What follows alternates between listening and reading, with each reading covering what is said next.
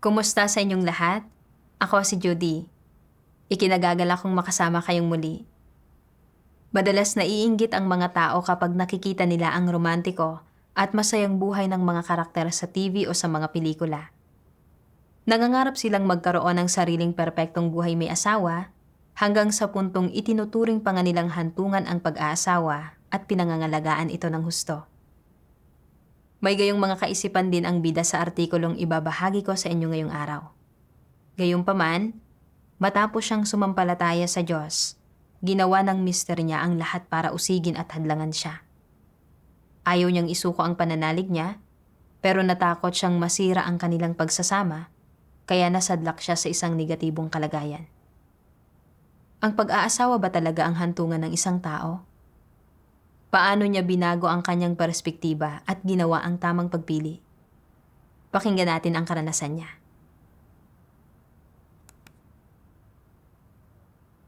Ipinanganak ako noong kalagitnaan ng dekada 80 at mahilig akong manood ng mga drama sa TV noong bata pa ako. Tuwing nakikita ko ang bidang babae na nakasuot ng puting damit pangkasal at naglalakad sa gitnang pasilyo kasama ang lalaking mahal niya, at sinasabi ng lalaki sa kanya, "Puprotektahan kita habang buhay at paliligayahin kita." Napupuno ako ng inggit. Kumbinsido ako na ang makasama ang taong mahal mo, magkaroon ng kaibig-ibig na anak, at mamuhay ng sama-sama bilang isang pamilyang may pagkakasundo, iyon ang pinakamasayang buhay. Nang lumaki na ako, nakilala ko ang isang binata na nasa hustong isip at matatag. Talagang mapagsaalang-alang siya sa akin, mapagparaya sa pagiging sutil ko, at palagi siyang gumagawa ng mga romantikong bagay para sa akin, gaya ng pagbili ng maliliit na regalo. Ipinangako niyang tatratuhin niya ako ng maayos palagi at hinding-hindi niya hahayaang maagrabyado ako kahit kaunti. Kahit na napakahirap ng pamilya niya at tutol na tutol ang mga magulang ko sa pagpapakasal namin, pinakasalan ko pa rin siya ng walang pag-aalinlangan. Pagkatapos naming ikasal, nagkaroon kami ng kaibig-ibig na anak na lalaki at ganoon pa rin ang pagkamapagsaalang-alang ng asawa ko. Inaasikaso niya ang lahat ng usapin sa pamilya namin, malaki man o maliit, kaya halos wala na akong inaalala. Nasa bahay lang ako para alagaan ang anak namin at gawin ang mga gawaing bahay. Ipinaghahanda siya ng masasarap na pagkain araw-araw bago siya umuwi at ginagawa ko ang lahat para maging mabuting misis. Kontentong-kontento ako sa buhay may asawang ito at naisip kong ako ang pinakamasayang babae sa mundo. Noong 7 buwan na ang anak namin, tinanggap ko ang ebanghelyo ng makapangyarihang Diyos sa mga huling araw. Sa pagbabasa ng mga salita ng Diyos, nalaman ko ang pinagmula ng pagbagsak ng sangkatauhan, kung paano ginagawang tiwali ni Satanas ang mga tao, at kung paano hakbang-hakbang na gumagawa ang Diyos para iligtas ang mga tao. Naunawaan ko ang maraming katotohanang hindi ko naunawaan noon. Naramdaman kong napakaganda ng pananampalataya sa Diyos at umaasa akong mananampalataya rin sa Diyos ang asawa ko kasama ko. Pero sa gulat ko, nang malaman ng asawa ko na nananampalataya ako sa Diyos, bigla siyang nagwala sa galit. Mahigpit niya akong pinagbawalan na manampalataya at pilit niyang gustong malaman kung sino ang nangaral ng ebanghelyo sa akin, sinasabing gagantihan niya ang taong iyon. Nang makita ko ang saloobin ng asawa ko, nadurog ang puso ko. Natakot ako. Naaawayin niya ako araw-araw dahil sa pananalig ko, masisira ang relasyon namin at mawawasak ang aming pagsasama. Naramdaman kong medyo nangihina ako at hindi na ganoon katindi ang motibasyon ko sa pananalig ko. Makalipas ang ilang araw, nalaman ng isang sister ang kalagayan ko at binasahan niya ako ng isang sipi ng mga salita ng Diyos. Ang bawat hakbang ng gawaing ginagawa ng Diyos sa mga tao sa panlabas ay mukhang pakikipag-ugnayan sa pagitan ng mga tao na para bang mula sa pagsasaayos ng tao o mula sa panggugulo ng tao. Ngunit sa likod ng bawat hakbang ng gawain at lahat ng nangyayari ay isang pustahan na ginawa ni Satanas sa harap ng Diyos at hinihingi nito sa mga tao na manindigan sa kanilang patotoo para sa Diyos. Gaya ng si Job ay sinubok, halimbawa. Sa likod ng mga eksena, nakikipagpustahan si Satanas sa Diyos at ang nangyari kay Job ay mga gawa ng mga tao at ang panggugulo ng mga tao. Sa likod ng bawat hakbang ng gawaing ginagawa ng Diyos sa inyo ay ang pakikipagpustahan ni Satanas sa Diyos. Sa likod nito ay isang labanan. Kapag naglalaban sa espiritual na mundo ang Diyos at si Satanas, paano mo dapat bigyang kasiyahan ang Diyos at paano ka dapat manindigan sa iyong patotoo para sa Kanya? Dapat mong malaman na ang lahat ng nangyayari sa iyo ay isang malaking pagsubok at ang oras na kailangan ka ng Diyos na magpatotoo. Nakipagbahaginan sa akin ang sister. Sinasabing, hinahadlangan ng asawa mo ang pananampalataya mo sa Diyos. Pero sa likod talaga nito ay ang panggugulo ni Satanas. Katatanggap mo pa lang ng ebanghelyo ng Diyos sa mga huling araw at gusto mong hangarin ang katotohanan para magkamit ng kaligtasan. Ayaw ni Satanas na sumunod ang mga tao sa Diyos. Kaya ginagamit nito ang asawa mo para hadlangan at usigin ka, para isuko mo ang pananalig mo. Pakana ito ni Satanas. Tingnan mo, noong pasimula, nilikha ng Diyos sina Adan at Eva. Namuhay sila sa halamanan ng Eden, nakasama ang presensya at pagtutustos ng Diyos. At napakasaya nila. Gustong agawin ni Satanas ang tao mula sa mga kamay ng Diyos. Kaya gumagamit ito ng mga kasinungalingan para linlangin at tuksuhin si Eva na kainin ang bunga mula sa puno ng pagkakilala ng mabuti at masama. Dahil walang pagkilatis, pinagdudahan at itinatuan ni na Adan at Eva ang mga salita ng Diyos. Nakinig sila kay Satanas, kinain ang bunga at ipinagkanulo ang Diyos. Bilang resulta, pinalaya sila sa halamanan ng Eden at napasailalim sa kapangyarihan ni Satanas para yurakan at pahirapan ito. Ginagamit ni Satanas ang asawa mo para usigin at hadlangan ka. Dapat nating makilatis ang pakana ni Satanas at manindigan sa ating patotoo para sa Diyos. Pagkatapos makinig sa pagbabahaginan ng sister, nakaunawa ako. Dahil gusto kong manampalataya at sumunod sa Diyos, gagawin ni Satanas ang lahat ng makakaya nito para hadlangan ako. Sinusubukan nitong gamitin ang pag-uusig ng asawa ko para isuko ko ang pananalig ko. Kung susundin ko ang asawa ko at titigil ako sa pananampalataya, ipagkakanulo ko ang Diyos. Hindi ako pwedeng mahulog sa panlalansi ni Satanas. Kahit paano ako usigin ng asawa ko, hindi ko pwedeng isuko ang pananalig ko sa Diyos. Pagkatapos niyon, tuwing wala sa bahay ang asawa ko, palihim akong nagbabasa ng mga salita ng Diyos at lumalabas para dumalo sa mga pagtitipon. Makalipas ang 1 taon, nahalal ako bilang isang diakono ng pagdidilig. Sa pamamagitan ng pagdalo sa mga pagtitipon, pagbabasa ng mga salita ng Diyos, at pakikinig sa pagbabahaginan ng mga kapatid tungkol sa kanilang pagkaunawang batay sa karanasan sa kanyang mga salita, lalo akong nakumbinsi na ang pananampalataya sa Diyos ang tamang landas sa buhay at naging mas aktibo ako sa paggawa ng tungkulin ko. Gayunpaman, nalilimitahan pa rin ako ng asawa ko. Minsan, kapag medyo gabi nang natatapos ang pagtitipon, hindi ako mapakali. Nag-aalala na baka magalit ang asawa ko at awayin ako kapag nakauwi na siya at hindi niya ako nakita. Kaya, sa sandaling matapos ang mga pagtitipon, nagmamadali akong umuwi ng mabilis hanggat maaari. Pagka-uwi ko, nagmamadali akong magluto at mag-ayos ng lahat sa bahay. Para maiwasan ang anumang pakikipagtalo sa asawa ko, hindi ko kailanman ginagawa ang mga debosyon ko kapag nasa bahay siya. Palagi ko siyang hinihintay na makaalis bago ako maglakas loob na ilabas ang mga libro ko ng mga salita ng Diyos. At sa sandaling may marinig akong ingay sa labas ng pinto, mabilis kong itinatago ang mga iyon. Kalaunan, naging mas abala ang gawain ng iglesia at minsan ay gabi na akong nakauuwi. Minsan, huli nang natapos ang isang pagtitipon at hindi ko nasundo ang anak namin sa kindergarten sa tamang oras, kaya tinawagan ng guro ang asawa ko. Pagka-uwi ko, galit niya akong tinanong kung saan ako nanggaling.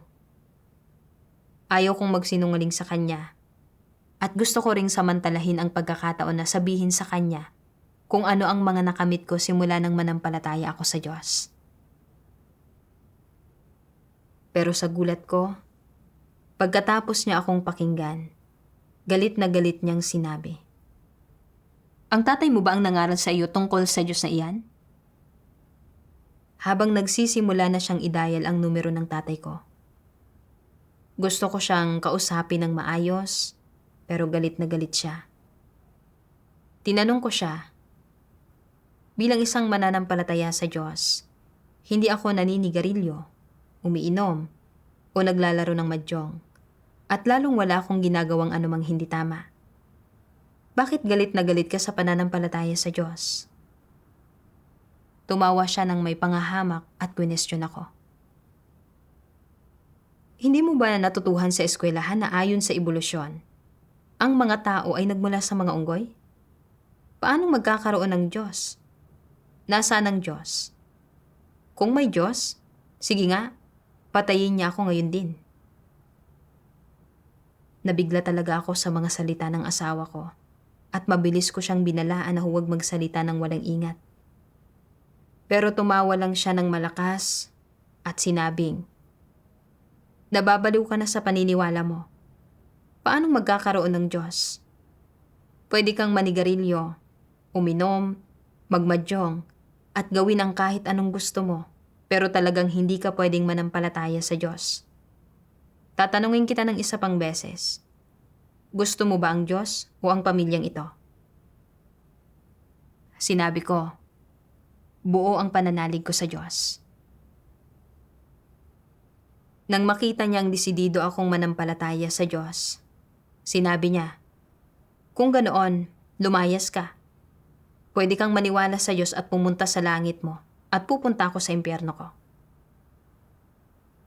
Habang nakatingin sa mabangis niyang ekspresyon, hindi talaga ako makapaniwalang ito ang parehong asawa na nangako noon na mamahalin ako habang buhay at bibigyan ako ng panghabang buhay na kaligayahan. Labis siyang namumuhi sa Diyos. Isa siyang ganap na ateista. Nadurog ang puso ko. Sa kaibuturan ko, ayaw kong tanggapin ang katunayang lumalaban siya sa Diyos at hindi ko mabitawan ang pagsasama namin. Patuloy kong inaalo ang sarili ko. Iniisip na baka sinasabi lang niya ang mga bagay na iyon dahil sa galit at magiging maayos ang lahat kapag kumalma na siya. Kaya, nagpa siya akong tumira muna sa bahay ng nanay ko ng sandali. Sa gayon, magagawa ko rin ang tungkulin ko ng normal. Pero hindi inaasahan, makalipas ang ilang araw, nagsama ang asawa ko ng isang grupo ng mga kaibigan sa bahay ng nanay ko. Sabay-sabay silang nagsasalita.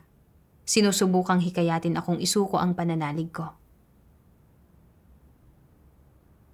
Natatakot akong baka makuha nila ang atensyon ng komite ng barangay o ng mga pulis. Kaya wala akong nagawa kundi ang umuwi muna kasama ng asawa ko. Pagka-uwi namin, binantayan ako ng asawa ko araw-araw. Sinasama ako saan man siya pumunta at hindi ako pinapayagang maiwan sa bahay ng mag-isa. Binibilhan din niya ako ng masasarap na pagkain araw-araw. Dinadala kami ng anak namin sa mga parke at mall. At lagi niyang sinasabi sa akin kung paano maging mabuting asawa at kung paano magiging masaya ang pamilya naming tatlo. Unti-unti, nawalan na ako ng pagkilatis sa mga salita niya. Naisip ko na lang, napakabait sa akin ng asawa ko at napakabait ng anak namin.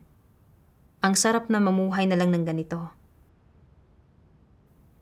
Dahil mas nawiwili na ako sa ganitong klase ng buhay, hindi na ako nagkaroon ng pasanin sa tungkulin ko. Hindi ako dumalo sa mga pagtitipon ng grupo sa loob ng isang buwan at pagkatapos, tinanggal ako ng leader dahil sa aking kalagayan. Sa mga sumunod na araw, kahit hindi nagalit sa akin ang asawa ko, hindi ko maalis ang kahungkagan sa kaluluwa ko. Pinalilipas ko ang bawat araw na parang wala sa sarili. Madalas kong tinatanong ang sarili ko, ganito na lang ba ako mabubuhay habang buhay? Ano ang kabuluhan ng buhay? Tapos, may ilang linya ng mga salita ng Diyos na pumasok sa isip ko. Nasaan ang iyong kapasyahan? Nasaan ang iyong ambisyon? Nasaan ang iyong dignidad? Nasaan ang iyong integridad? Sa sunod-sunod na pagharap sa mga tanong ng Diyos, napakabigat ng kalooban ko. Tinanong ko ang sarili ko sa puso ko. Nasaan ang determinasyon ko? Bakit hindi ako makawala sa mga paglilimitan ng asawa ko? Pagkatapos niyon, nahanap ko ang siping iyon ng mga salita ng Diyos para basahin. Sabi ng makapangyarihang Diyos, nakabigkas na ng maraming salita ang Diyos, ngunit sino ang kailanman ay nagseryoso na sa mga ito? Hindi nauunawaan ng tao ang mga salita ng Diyos, gayunpaman ay panatag siya at walang pananabik. Hindi niya kailanman tunay na nakilala ang diwa ng matandang dyablo. Nakatira ang mga tao sa Hades, sa impyerno, ngunit naniniwala na nakatira sila sa palasyo sa pusod ng dagat. Sila ay inuusig ng malaking pulang dragon, gayunpaman, ang iniisip nila sa kanilang mga sarili ay ang mapaboran ng estado. Pinaglalaroan sila ng dyablo, ngunit iniisip na kanilang tinatamasa ang pinakamainam na sining ng laman. Anong pangkat ng mga nakakapandiri at abang mga hamak sila? Sinapit na ng tao ang kasawian, ngunit hindi niya ito nalalaman, at sa madilim na lipunang ito ay nagdurusa siya ng sunod-sunod na kamalasan, datapwat hindi pa siya kailanman nagising dito. Kailan niya iwawaksi ang kanyang disposisyon ng pagiging mabait sa kanyang sarili at ang kanyang malaaliping disposisyon? Bakit hindi siya mapagsaalang-alang sa puso ng Diyos? Tahimik ba niyang kinukonsinti ang pang-aapi at paghihirap na ito? Hindi ba niya inaasam ang araw na maaari niyang palitan ng liwanag ang kadiliman? Hindi ba niya inaasam na mabawi ang katarungan at katotohanan na naagrabyado? Handa ba siyang manood ng walang ginagawa habang itinatakwil ng tao ang katotohanan at binabaluktot ang mga katunayan? Handa ba siyang patuloy na tiisin ang kawalang hustisya na ito? Payag ba siyang maging alipin? Handa ba siyang mamatay sa mga kamay ng Diyos kasama ang mga alipin ng nabigong estadong ito? Nasaan ang iyong kapasyahan? Nasaan ang iyong ambisyon? Nasaan ang iyong dignidad? Nasaan ang iyong integridad? Nasaan ang iyong kalayaan? Siya ay minamaltrato at inaapi ng walang layon sa ganitong paraan, at ang kanyang buong buhay sa kahuli-hulihan ay ginugugol ng walang kabuluhan. Bakit siya nagmamadaling dumating at nagmamadaling umalis? Bakit hindi siya nagtatabi ng isang bagay na mahalaga upang ibigay sa Diyos? Sa pagbabasa ng paglalantad ng Diyos sa kasalukuyang kalagayan ng buhay ng tao, pakiramdam ko ay nagising ako mula sa isang panaginip. Dati, inakala ko na ang isang pamilyang may 3 miyembro na namumuhay ng sama-sama at may pagkakaisa ang pinakamagandang buhay. Pero ganoon nga ba talaga? Ang pananampalataya sa Diyos ay isang bagay na ganap na likas at may katwiran. Pero para hindi magalit ang asawa ko, Hindi man lang ako naglakas loob na magbasa ng mga salita ng Diyos sa bahay, lalo na ang dumalo sa mga pagtitipon o gawin ang tungkulin ko. Ginugol ko ang bawat araw sa pag-aasikaso lang sa pang-araw-araw na pangangailangan ng asawa at anak ko, namumuhay ng walang anumang layon o direksyon, na parang isang naglalakad na bangkay. Ang pamumuhay ng ganitong walang kabuluhang buhay ng walang malinaw na pagkaunawa sa kung sino ka, ay hindi talaga kaligayahan. Tulad lang ito ng sinasabi ng Diyos. Namumuhay kayo sa ganitong mundo ng mga kabayo at baka, pero sa totoo lang ay hindi kayo nakararamdam ng pagkabagabag. Puno kayo ng galak at namumuhay kayo ng malaya at magaan. Lumalangoy kayo sa mabahong tubig na iyon, pero hindi ninyo talaga napagtatantong nahulog na kayo sa ganoong suliranin. Bawat araw, nakikisama kayo sa maruruming espiritu at nakikisalamuha sa mga tae at talagang bulgar ang buhay ninyo. Hindi mo talaga namamalaya na talagang hindi ka namumuhay sa mundo ng tao at na hindi ikaw ang may kontrol sa sarili mo. Hindi mo ba alam na ang buhay mo ay matagal nang nayurakan ng maruruming espiritong iyon o na ang karakter mo ay matagal nang nadungisa ng mabahong tubig? Iniisip mo bang namumuhay ka sa makalupang paraiso at na nasa gitna ka ng kaligayahan? Hindi mo ba alam na namuhay ka ng isang buhay sa tabi ng maruruming espiritu at na umiral ka kasama ng lahat ng bagay na inihanda ng mga ito para sa iyo? Paano magkakaroon ng anumang kabuluhan ang paraan ng pamumuhay mo? Paano magkakaroon ng anumang halaga ang buhay mo? Habang lalo kong pinagninilayan ang mga salita ng Diyos, lalo kong nararamdaman kung gaano kaawa-awa ang buhay ko. Sinasamantala ng mga kapatid ko ang bawat sandali para kumain at uminom ng mga salita ng Diyos at hangarin ang katotohanan at patuloy na lumalago ang mga buhay nila. Pero ang mga araw ko ay umiikot sa asawa at anak ko at sinasayang ko ang buhay ko sa buhay may asawa ko.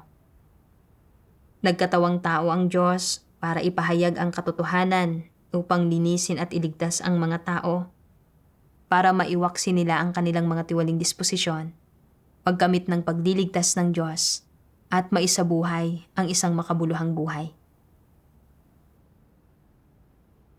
Kung ang mga araw ko ay iikot lang lahat sa asawa at anak ko, siguradong mapapalampas ko ang napakabihirang pagkakataong ito para sa pagliligtas ng Diyos, at sa huli, mawawasak ako kasama ng mga dyablo. Magiging panghabang buhay na pagsisisi iyon. Pagkatapos, nanalangin ako sa Diyos. O Diyos, hindi ko na pwedeng iraos ang mga araw ng parang wala sa sarili. Gusto kong hangarin ang katotohanan at gawin ang tungkulin ko, pero hindi ko mabitawan ang asawa ko sa puso ko. Gabayan mo sana ako para makilatis ko ang mga pakana ni Satanas, para hindi na niya ako malimitahan at makapanampalataya ako sa iyo ng buong puso at magawa ng maayos ang tungkulin ko. Pagkatapos, nagbasa ako ng mga salita ng Diyos at mas malino kong nakita ang diwa ng asawa ko. Sabi ng Diyos, bakit minamahal ng isang lalaki ang kanyang asawa? Bakit minamahal ng isang babae ang kanyang asawa? Bakit masunurin ang mga anak sa kanilang mga magulang? Bakit malalim ang pagmamalasakit ng mga magulang sa kanilang mga anak? Saan nakatuon ang lahat ng intensyon ng mga tao? Hindi ba't nakatuon ang lahat ng ito sa pagtupad ng sarili nilang mga plano at mga makasariling pagnanais? Ipagpalagay nang nanggagalaiti ang isang tao at nagagalit kapag nababanggit ang Diyos. Nakita na ba niya ang Diyos? Kilala ba niya kung sino ang Diyos? Hindi niya alam kung sino ang Diyos. Hindi siya naniniwala sa Kanya. Hindi pa nakikipag-usap ang Diyos sa Kanya. At hindi siya kailanman ginalit ng Diyos. Kaya bakit siya magagalit? Maaari ba nating sabihin na ang taong ito ay buktot? Ang mga makamundong kalakaran, pagkain, pag-inom, at paghahanap ng kasiyahan, at pagsamba sa mga sikat na tao, wala sa mga bagay na ito ang magpapagalit sa ganitong tao. Gayunpaman, isang pagbanggit lang ng salitang Diyos o ng katotohanan ng mga salita ng Diyos, nagagalit na siya. Hindi ba't nagpapakita ito ng pagkakaroon ng buktot na kalikasan? Ito ay sapat na upang patunayan na ito ang kanyang buktot na kalikasan. Minulat ako ng mga salita ng Diyos. Wala naman pala talagang tunay na pagmamahal sa akin ang asawa ko. Ang tinatawag niyang pagmamahal ay may kondisyon. Inisip ko kung bakit dati ay sobrang mapagbigay sa akin ang asawa ko. Iyon ay dahil mahirap lang ang pamilya niya at wala siyang ibinigay na regalo noong ikinasal kami, samantalang mas angat ang hitsura at pamilya ko kaysa sa kanya. Ipinagmamalaki niya kapag nakikita siyang kasama ko. Isa pa, pagkatapos naming ikasal, ako ang naglalaba, nagluluto para sa kanya, at binigyan ko siya ng anak, at mapagsaalang-alang ako at inaalagaan ko siya sa bawat aspekto ng buhay. Pagkatapos kong magsimulang manampalataya sa Diyos, dahil inaaresto ng CCP ang mga Kristiyano, natatakot siya na kapag naaresto ako, mapapahiya siya, kaya nanlamig siya sa akin. Madalas na nagagalit sa akin, at sinubukan pa ang lahat ng paraan para pigilan ako sa paniniwala sa Diyos. Paano naging pagmamahal sa akin iyon? Malinaw na kinokontrol at ginagamit niya lang ako. Nabulag ako ng di umano'y pagmamahal. Iniisip na mahal talaga ako ng asawa ko. Napakahangal ko. Sa sandaling mabanggit ang Diyos, nagdidilim ang paningin ng asawa ko at nagwawala sa galit. Nagsasabi pa ng mga bagay na nagtatanggi at umahamak sa Diyos. Isa siyang dyablo na namumuhi at lumalaban sa Diyos. Para pasukuin ako sa pananalig ko, gumamit siya ng parehong malulupit at mga malumanay na taktika, at sinabi pang pwede akong kumain, uminom, magpakasaya, at magmandyong. Kahit ano, huwag lang maniwala sa Diyos at lumakad sa tamang landas. Ganoon kabaluktot ang mga dyablo. Dati, ang tingin ko sa kanya ay may hustong isip, matatag, at mapagparaya sa akin sa lahat ng paraan. At inakala ko na isa siyang lalaki na mapagkakatiwalaan ko ng buong buhay ko. Pero ngayon, ay nakikita ko na ng malinaw. Ilusyon lang ang lahat ng iyon. Wala sa akin ang katotohanan at hindi ako marunong kumilatis ng tao. Nalinlang ako ng matatamis niyang salita sa lahat ng panahon. Napakabulag ko. Tapos, naisip ko ang mga salita ng Diyos. Likas na hindi magkaayon ang mga mananampalataya at ang mga walang pananampalataya. Bagos ay magkasalungat sila sa isa't isa. Ang asawa ko ay isang ateista na sumusunod sa mga makamundong kalakaran at mahilig kumain, uminom, at magpakasaya. Nananampalataya ako sa Diyos at hinahangad ko ang katotohanan at kaligtasan. Hindi kami tumatahak sa parehong landas. Hindi niya mababago ang pananalig ko at hindi ko mababago ang diwa niya. Kahit manatili kaming magkasama, hindi kami magiging masaya. Binabantayan ako ng asawa ko.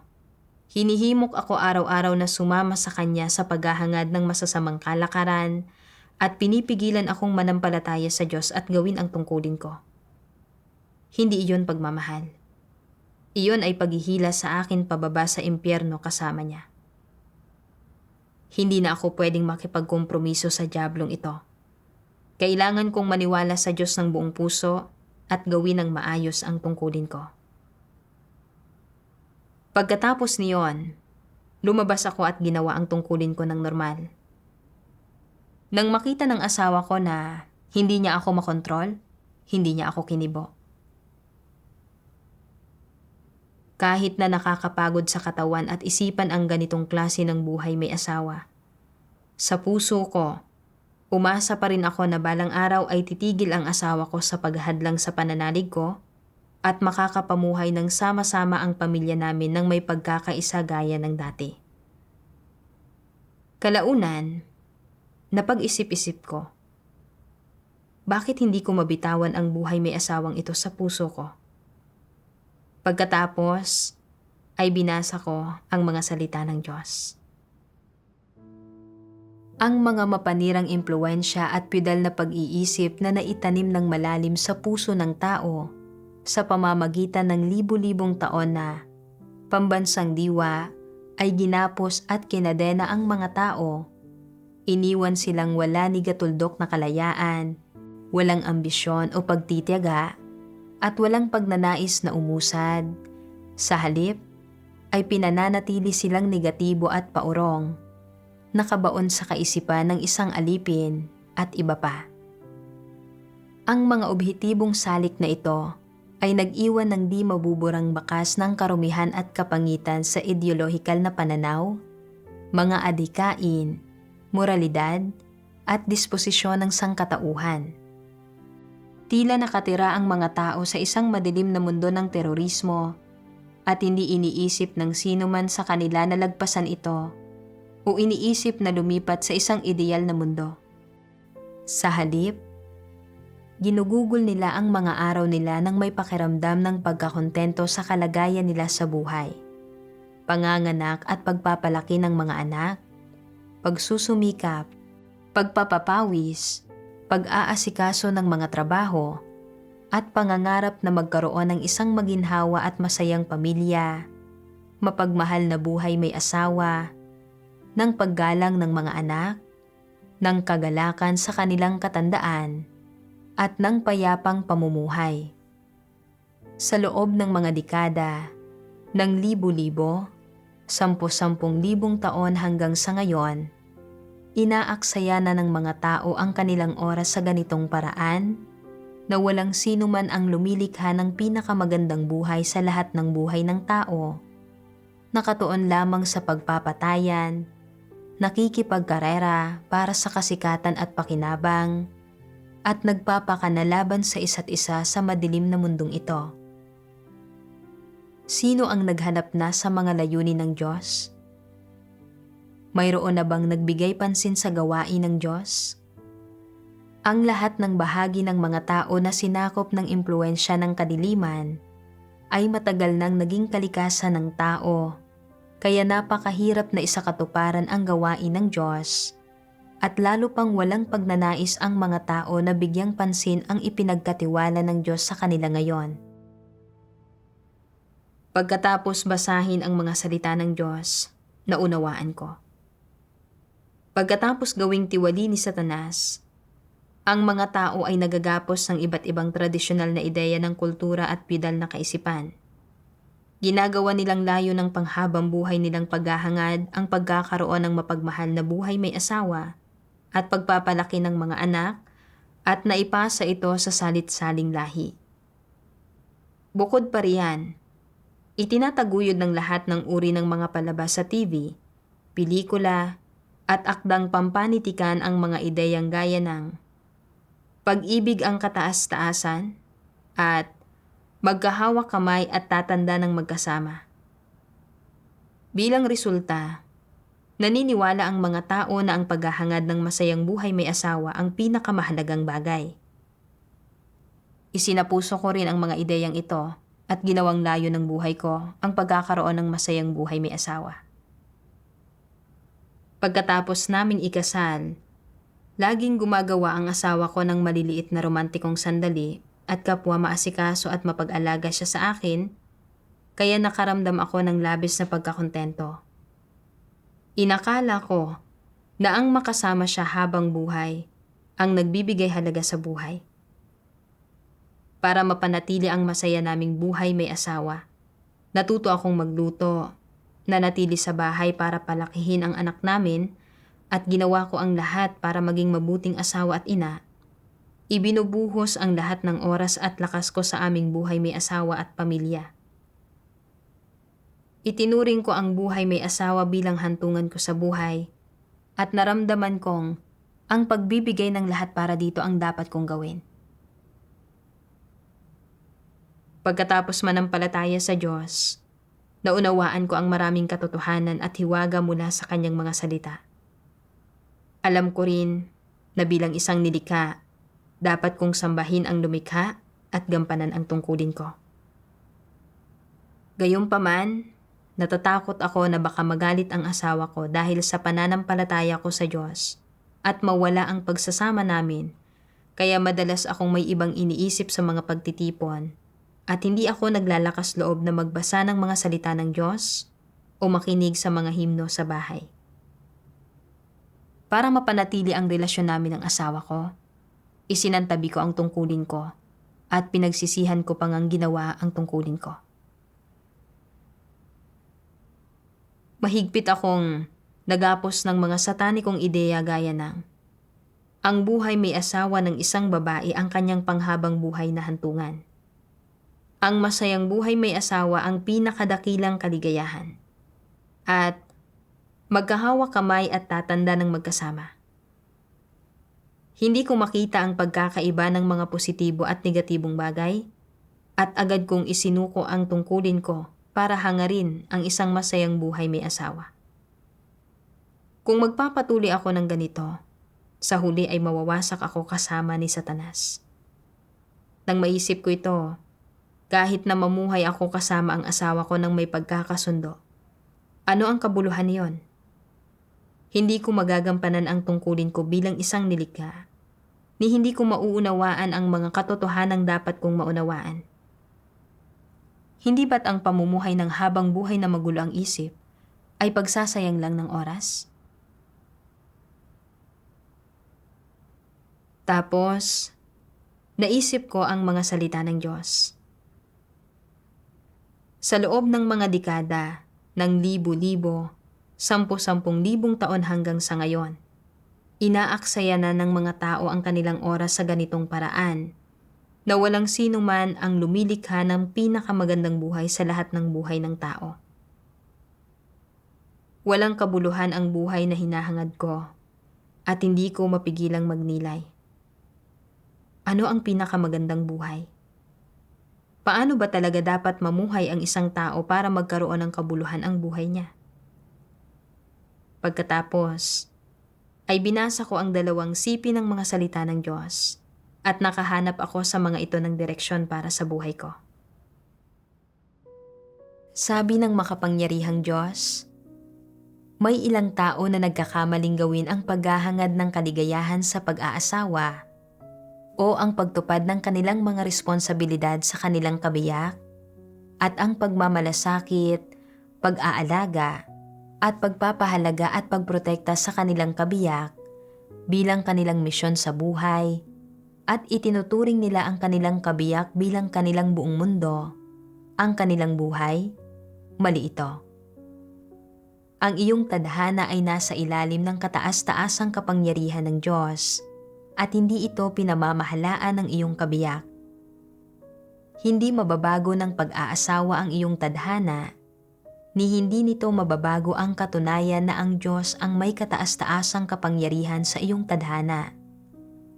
Tungkol sa uri ng pananaw sa buhay na dapat mong taglayin at sa landas na dapat mong sundin, dapat mong hanapin ang mga ito sa mga salitang itinuturo at mga hinihingi ng Diyos.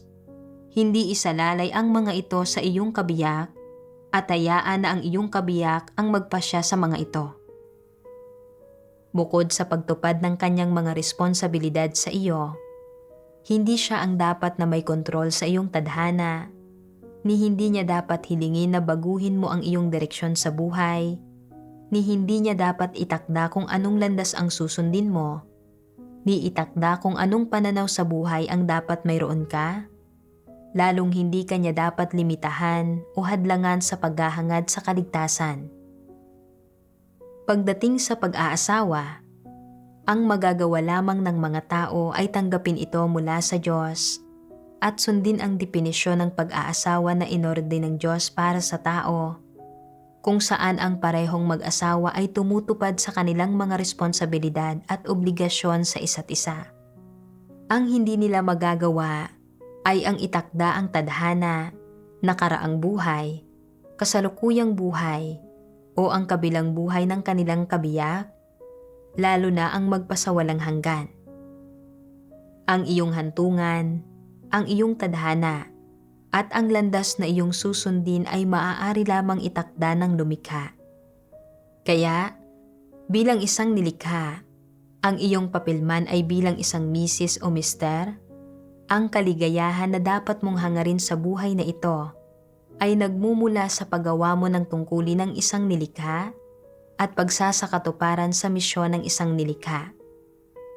Hindi ito nagmumula sa pag-aasawa mismo, lalong hindi sa pagtupad mo ng mga responsibilidad ng isang asawa sa loob ng balangkas ng pag-aasawa. Siyempre, ang landas na iyong pinipiling sundin at ang pananaw sa buhay na iyong ginagamit ay hindi dapat nakabatay sa kaligayahan sa pag-aasawa, lalong hindi ito dapat nakatakda batay sa sinuman sa mag-asawa. Ito ay isang bagay na dapat mong maunawaan. Kaya, ang mga taong pumapasok sa pag-aasawa na naghahangad lamang ng kaligayahan sa pag-aasawa at tumitingin lang sa paghahangad na ito bilang kanilang misyon, ay dapat na bumitiw sa gayong mga kaisipan at pananaw.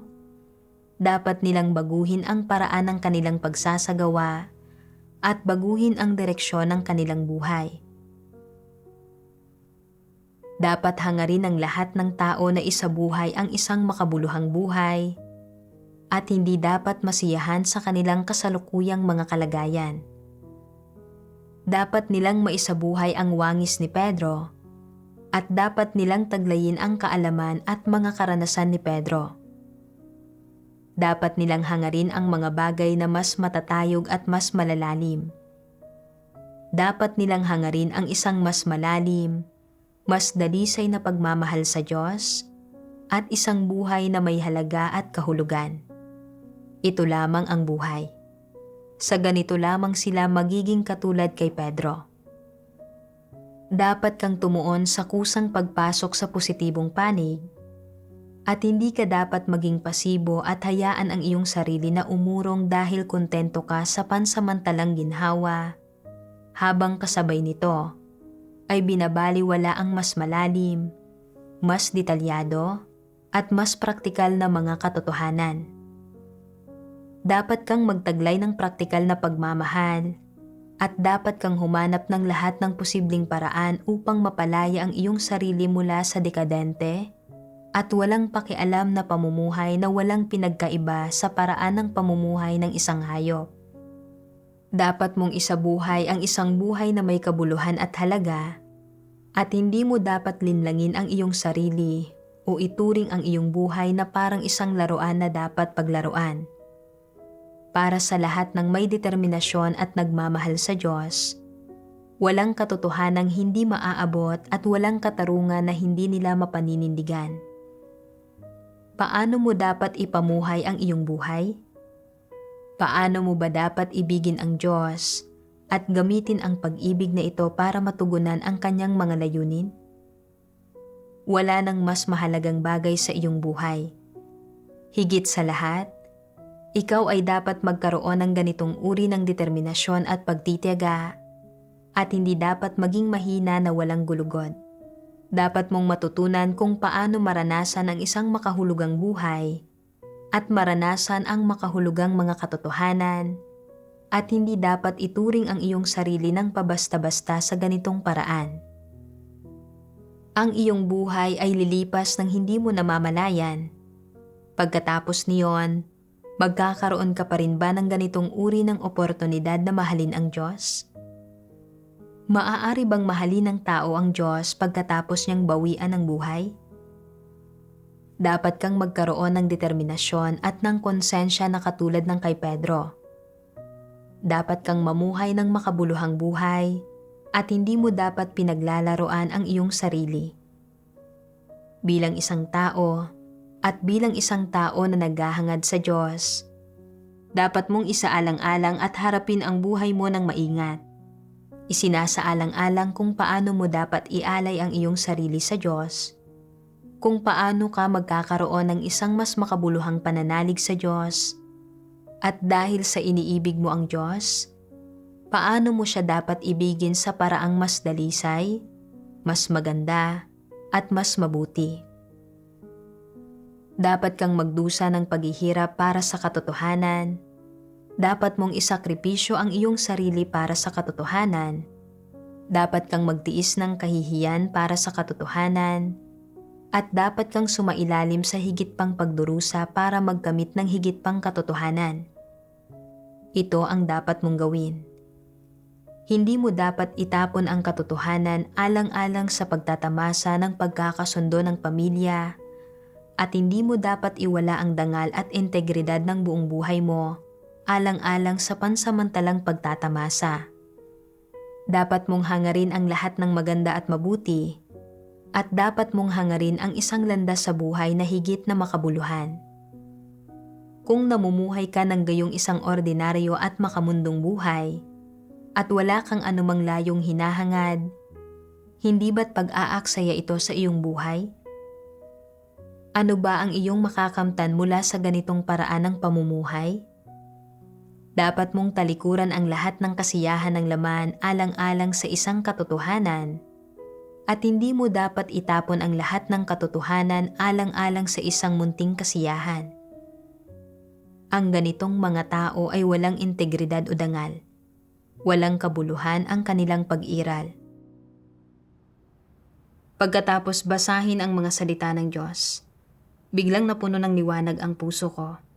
At naramdaman kong parang personal akong ginagabayan ng Diyos patungo sa direksyong dapat tahakin ng buhay ko. Naunawaan ko na ang buhay may asawa ay hindi ang aking hantungan, at na sa loob ng buhay may asawa, ang mag-asawa ay tumutupad lang ng kanilang mga responsibilidad sa isa't isa at sinasamahan at inaalagaan ng isa't isa. Sa aming buhay may asawa, naglaba ako, nagluto at nag-anak. Natupad ko na ang mga responsibilidad ko at wala akong anumang pagkukulang sa asawa ko. Kung hindi siya nakialam sa pananalig ko, maipagpapatuloy sana namin ang pamumuhay ng magkasama basta't hindi ito nakakahadlang sa tungkulin ko. Pero kung hinahadlangan niya ang pananalig ko, dapat kong piliing tuparin ng maayos ang tungkulin ko bilang isang nilikha. Hindi ko dapat ituring ang buhay may asawa bilang hantungan ko o iasa rito ang panghabang buhay na kaligayahan. Isang maling pananaw iyon.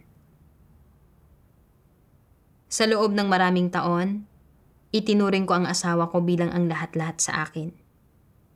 Nang tutulan niya ang pananalig ko, bulag akong nakipagkompromiso at nagparaya, binitiwan ang mga pagtitipon at maging ang tungkulin ko. Dubusan akong nahulog sa kadiliman, nakakaramdam ng kahungkagan at pasakit. Inubos ko ang lahat ng oras at lakas ko sa pagpapanatili ng isang masayang pagsasama, kaya hindi ako nakapagbasa ng maraming salita ng Diyos at hindi ako nakaunawa ng maraming katotohanan. Nakagawa pa nga ako ng mga pagsalangsang habang ginagawa ko ang tungkulin ko at nagsayang ng ilang taon ng buhay ko. Ngayon, habang ginagawa ko ang tungkulin ko, dumadalo sa mga pagtitipon at nakikipagbahaginan sa salita ng Diyos kasama ang mga kapatid, nakakaramdam ako ng kapayapaan at kapanatagan sa puso ko. Nauunawaan ko rin na bilang isang nilikha, dapat kong hangarin ang katotohanan at tuparin ng maayos ang tungkulin ko. Ito ang buhay na dapat kong hangarin. Naisip ko kung paano hinarap ni Pedro ang pag-uusig mula sa mga magulang niya para sa pananalig niya. Pero tumanggi siyang malimitahan ng pamilya niya at determinadong piniling sumunod sa Diyos. Sa huli, nakumpleto niya ang atas ng Diyos at nakamit ang pagsang-ayon ng Diyos. Mayroon ding maraming Kristiyano na tinalikuran ang lahat para sumunod sa Panginoon. Ipinakalat ang kanyang ebanghelyo at iginugol ang buong buhay nila para sa Kanya.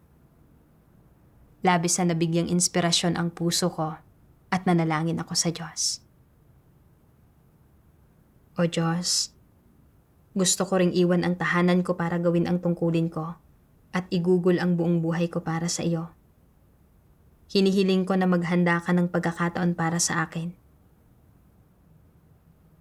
Makalipas ang 1 taon, nang makita ng asawa ko na determinado pa rin akong manampalataya sa Diyos at gawin ang tungkulin ko paano man niya subukang pigilan ako, hiningi niyang magdiborsyo kami. Kalmado kong sinabi, kung ganoon, magkanya-kanya na tayo at maghiwalay ng maayos. Nang makita ng asawa ko na seryoso ako, umatras siya. Pumayag siyang hayaan akong umalis ng bahay para gawin ang tungkulin ko, pero ayaw niyang makipagdiborsyo sa akin. Nang umalis ako ng bahay, pakiramdam ko ay para akong ibong nakawala sa hawla, na sa wakas ay malaya ng lumipad. Nakakakanta ako ng mga himno kahit kailan ko gusto, nakakakain at nakakainom ng mga salita ng Diyos kahit kailan ko gusto, at hindi ko na kailangang mag-alala tungkol sa kahit ano kahit nagabihin ako sa pag-uwi pagkatapos tapusin ang tungkulin ko. Araw-araw, nakakahanap ako ng malaking kasiyahan sa puso ko sa pagdalo sa mga pagtitipon at paggawa ng tungkulin ko kasama ang mga kapatid. Ang ganitong klase ng buhay ay talagang makabuluhan at masaya. Ngayon, ginagawa ko ang tungkulin ko ng full-time araw-araw. Nagsasanay ako sa iba't ibang tungkulin at mayroon akong mas malaki at mas praktikal na pagkaunawa sa mga katotohanang prinsipyo kaysa dati. Mayroon din akong ilang nakamit sa aking buhay pagpasok. Tunay kong napagtanto na ang tunay na kaligayahan ay hindi nagmumula sa isang masayang buhay may asawa. Sa halip, ang pagkakilala sa lumikha, pagtupad ng maayos sa tungkulin ng isang nilikha para kumplituhin ang iyong misyon at mga responsibilidad, at pagkaunawa sa katotohanan para lumakad sa landas tungo sa kaligtasan, iyon ang tunay na kaligayahan. Kasabay nito, pakiramdam ko ay napakaswerte ko na sa malawak na dagat na ito ng sangkatauhan, binigyan ako ng biyaya ng Diyos sa pamamagitan ng pagbabalik sa akin sa kanyang sambahayan. Ginagabayan akong maunawaan ang katotohanan at inililigtas ako mula sa alimpuyo ng buhay may asawa. Mula sa kaibuturan ng puso ko, nagpapasalamat ako sa Diyos para sa kanyang pagliligtas at nagpapasya akong taimtim na igugol ang sarili ko para sa Diyos mula ngayon at isabuhay ang isang makabuluhang buhay. Iyan lang para sa araw na ito. Kung nakapagbigay liwanag sa inyo ang karanasan ng sister na ito o nakapagbigay daan sa inyo na makahanap ng landas ng pagsasagawa, huwag mag-atubiling ibahagi ang mga ito sa comments sa ibaba. Hanggang sa muli nating pagkikita.